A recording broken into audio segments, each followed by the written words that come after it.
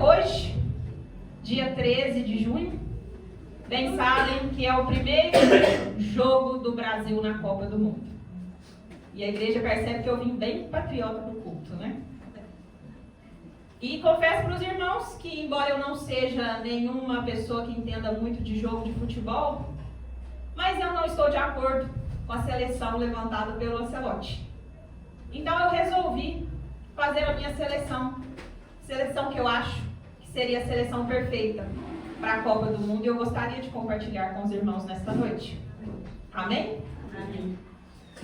Quando eu penso em um jogo, como todo jogo, o objetivo é ganhar. Ganhar o quê? Então, na seleção que eu convoquei para a Copa, que seria a Copa perfeita, eu pensei logo no goleiro. Quem eu colocaria no gol? Daniel. O goleiro ele é o último da defesa. Quando todo mundo falha, ele ainda continua firme lá. Daniel permaneceu firme quando ninguém mais ficou. Ele foi lançado na cova dos leões e continuou guardando a sua posição, confiando única e exclusivamente em Deus. Não consigo ver melhor goleiro que Daniel. Mas eu não podia pensar somente no gol. Pensei então no zagueiro. E aí ninguém melhor do que Paulo para colocar ali como zagueiro. Porque o zagueiro ele precisa ser firme, suportar a pancada, proteger a equipe. E Paulo apanhou, foi preso, foi perseguido, mas ele continuou o quê? De pé. Era o tipo de jogador que não abandonava o campo por causa de dificuldade nenhuma. Então, pensando em mais uma posição, logo me veio em mente um lateral direito perfeito. Felipe. Lateral precisa correr o campo inteiro. E Felipe estava sempre disposto a ir onde Deus mandava. Em Atos 8, ele deixou um grande movimento de evangelização para alcançar uma única pessoa no deserto. Aí eu pensei também no lateral esquerdo. Quem poderia assumir essa postura? Por que não o Barnabé? O lateral apoia a defesa e também participa do ataque. Barnabé foi conhecido justamente por encorajar pessoas. Ajudava quem estava fraco, impulsionava quem também precisava crescer. Aí eu pensei, o time está completo? Não está. Vamos colocar o volante. Por que não José do Egito? O volante organiza o jogo. E muitas vezes ele também trabalha no anonimato, sem aparecer. José passou anos nos bastidores, servindo ali com fidelidade, até chegar ao lugar onde Deus realmente queria usá-lo. E aí eu pensei, o time está completo? Não, ainda não está. Então eu pensei, a gente precisa aqui colocar alguém também que seja capaz de assumir o meio de campo. Não sei se vocês estão entendendo o futebol, mas quem poderia assumir esse meio de campo com sabedoria? Moisés. Afinal de contas, o meio de campo ele conduz o time. E Moisés ele conduziu uma nação inteira pelo deserto. Recebia a direção de Deus e ajudava o povo a seguir o caminho que era certo. Para armador, pensei, não me veio pessoa melhor do que quem? Salomão. O armador ele enxerga jogadas que as outras pessoas muitas vezes não veem. Salomão recebeu de Deus essa sabedoria extraordinária para tomar as decisões e ainda para orientar o povo. Então pensei, está faltando ainda. Ponta direita. Para essa eu não achei posição melhor. Para quem? Pedro. Ele era impulsivo. Ele é conhecido pela sua intensidade, explosivo. Às vezes ele errava, mas ele também tinha coragem para fazer aquilo que ninguém mais fazia. Foi ele que saiu do barco e andou nas águas. A gente julga o Pedro, mas a gente precisava do Pedro. Então pensei também na ponta esquerda. João. Porque o João ele traz equilíbrio para o time. Era conhecido pela sua proximidade com Jesus e pela mensagem de amor. Representa relacionamento, sensibilidade e também intimidade com Deus. E aí pensei, o time está completo? Não está completo. Precisava também colocar aqui um centroavante. Quem que eu colocaria aqui então? Davi. O centroavante ele existe exatamente para decidir jogos, fazer os gols importantes. Quando todos fugiram de Golias, Davi assumiu a responsabilidade e venceu a batalha pela fé. Davi era um homem de atitude. Pensei também, precisamos de um atacante. Quem colocar nessa função? Sansão. Aleluia. Sansão é aquele que chega chegando, impactante, forte. Sansão, quando ele entrava em ação, o adversário sabia que ali teria problemas. Mas a grande verdade que eu tenho para dizer para vocês aqui é que o diferencial dessa seleção que eu convoquei não são os jogadores que eu escalei, mas o técnico dessa seleção. Aleluia. Eu troquei não só os jogadores escalados, mas troquei também o técnico Ancelotti pelo técnico Jesus. Aleluia. Sabe por quê? Desses jogadores que eu escalei, eu preciso lembrar vocês que Paulo sem Jesus era somente um perseguidor. Pedro sem Jesus era apenas um pescador impulsivo. Davi também, sem Deus, era apenas um pastor de ovelhas. Sansão também, sem o Senhor, era só mais um exibido no meio do povo. O diferencial nunca foi a qualidade dos jogadores do bicho. O diferencial sempre é o treinador. E aí eu pergunto, qual tem sido o treinador que a gente tem convocado na seleção? Na Copa do Mundo, todos querem saber quem foi convocado. Mas no reino de Deus, a pergunta mais importante não é se você é talentoso. É se você está disponível para ser convocado. Porque a missão começa na hora que você é convocado. Verdade. E é por isso que eu escolhi como tema para esta mensagem de hoje a seguinte reflexão. Você está preparado para ser convocado para a seleção oficial de Cristo? E para tomar como referência bíblica nessa noite, eu convido você a abrir a sua Bíblia no Salmo de número 5. Versículo de número 1. E no Salmo de número 5, a palavra vem nos dizer da seguinte forma: dá ouvido, Senhor, às minhas palavras e acode ao meu gemido. Escuta, Rei meu e Deus meu, a minha voz que clama, pois a ti que imploro. De manhã, Senhor, ouves a minha voz. De manhã te apresento a minha oração e fico esperando. Fico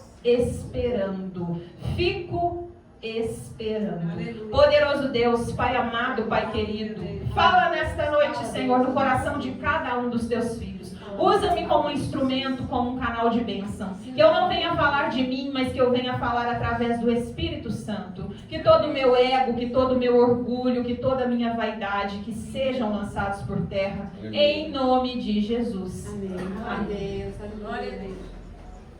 Nós temos aqui um jogador convocado. Davi. Esse salmo é de Davi. Falando do momento de angústia de Davi. Momento do sofrimento. O salmo diz, dá ouvidos, Senhor. O que é isso? Dá ouvidos. Ouve-me. Ele está pedindo ouvido para quê? As minhas palavras e acode ao meu gemido. Você sabe o que é gemido? A gente geme quando você já está no estado que você sai da consciência muitas vezes. Alguém que já foi gemendo de dor no hospital? Você perde a consciência. Você está sem ar. Você já não está mais preocupado para quem está ao seu lado, porque a dor é tão intensa, você não consegue mais falar. Não existe palavra para externalizar o sentimento, o sofrimento. A menina que está no trabalho de parto, ela geme por quê? A dor dilacera. Então Davi está falando aqui, Senhor, dá ouvido ao meu gemido. E sabe em que momento aqui que ele está gemendo? Depois que ele foi convocado para a seleção. 10 anos. Repita comigo. 10 anos depois da convocação. 10 anos de Davi pelejando contra Saul. Igreja, enquanto ele estava no anonimato, ele não estava incomodando ninguém. Estava lá cuidando das ovelhinhas do pai. Enquanto os irmãos estavam em outro momento, servindo a Saul, fazendo parte do exército. Mas no momento em que ele derrota o gigante Golias, até o rei se sente ameaçado. E a partir de então, esse homem não tem mais paz.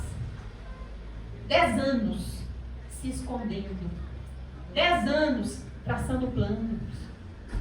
10 anos tentando provar a sua inocência, porque o que ele tinha feito de errado, além de ajudar? Ele se levantou para ajudar. Você está entendendo? Tem gente que vai se incomodar com a sua vida porque você está estendendo a mão para ajudar pessoas.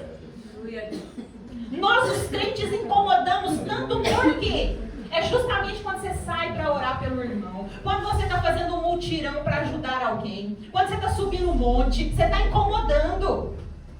Mas enquanto faz parte do mundo, está na rodinha da bebedeira, da bagunça, está tudo bem. Ninguém se incomoda tanto.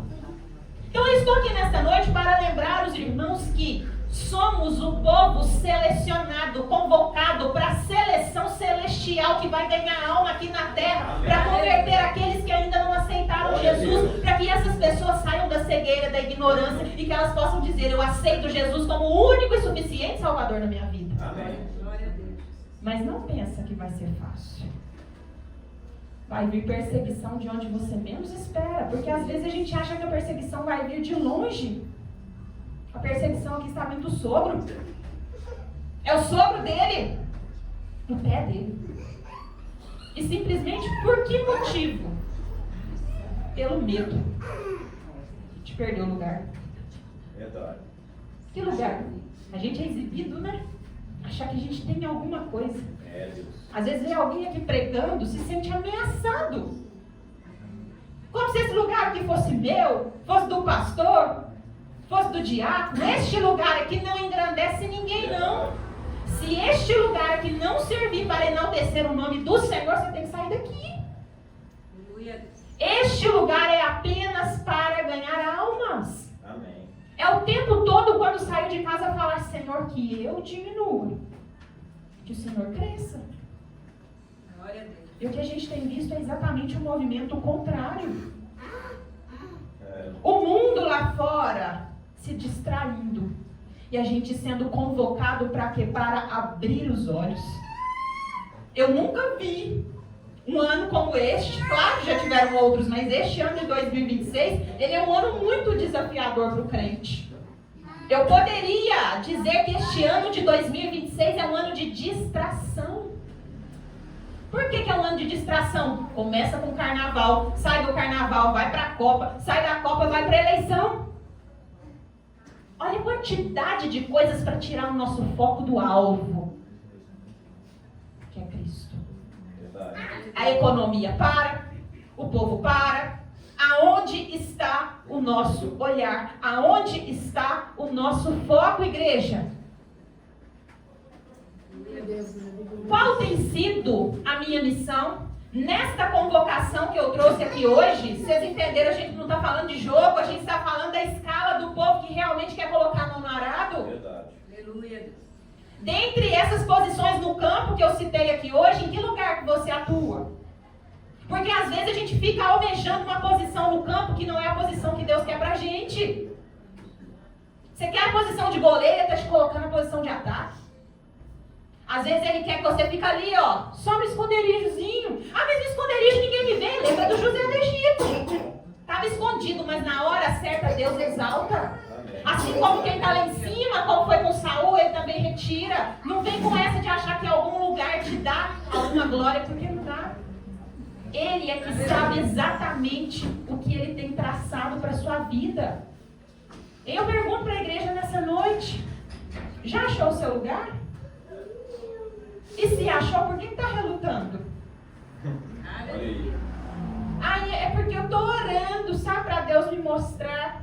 Ô, gente, tem hora que Deus está mostrando algumas coisas e a gente não quer ver, não.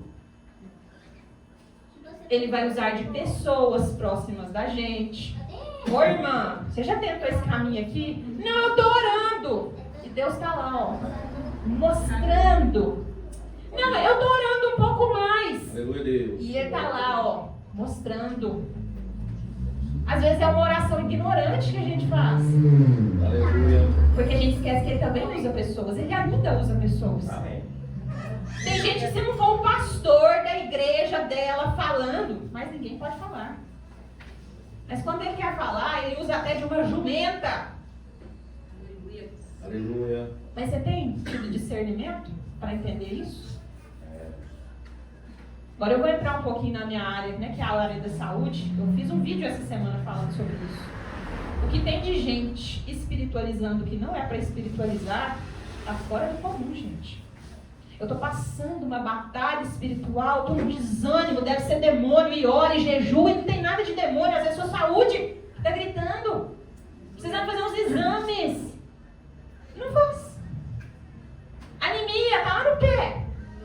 Aí acha que é batalha espiritual. Não, é seu corpo mostrando sinais de, ó, tá faltando ferro aqui, ó. Vamos colocar um remedinho aqui, resolve o problema. Aí você vai continuar fazendo a obra. Mas não tem como templo doente fazer a obra, não. Verdade.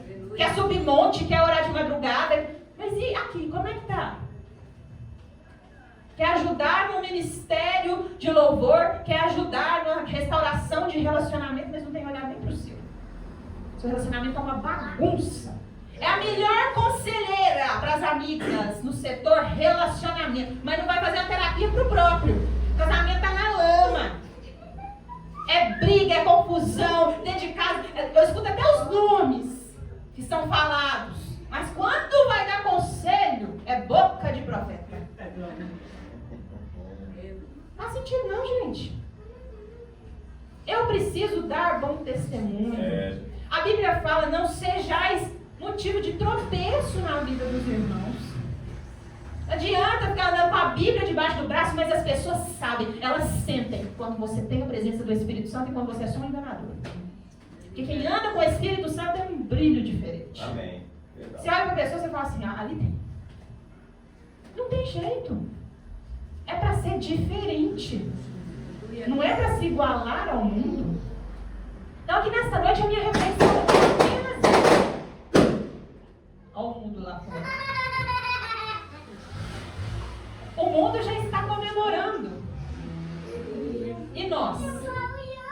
Estamos preparados para a nossa comemoração? Verdade. E se esses foguetes que acabaram ali, ó, de explodir, se fossem as trombetas sinalizando? Deus. Quem vai, quem fica? Quem somos nós? Eu espero que de alguma forma essa mensagem nesta noite tenha falado no coração dos irmãos. Não é sobre time, não é sobre seleção. Amém. É sobre a nossa postura. Amém. É sobre o quanto a gente se compromete para realmente estar disponível para fazer a obra de Deus. Amém? Amém. Eu agradeço a minha oportunidade. Glória a Deus.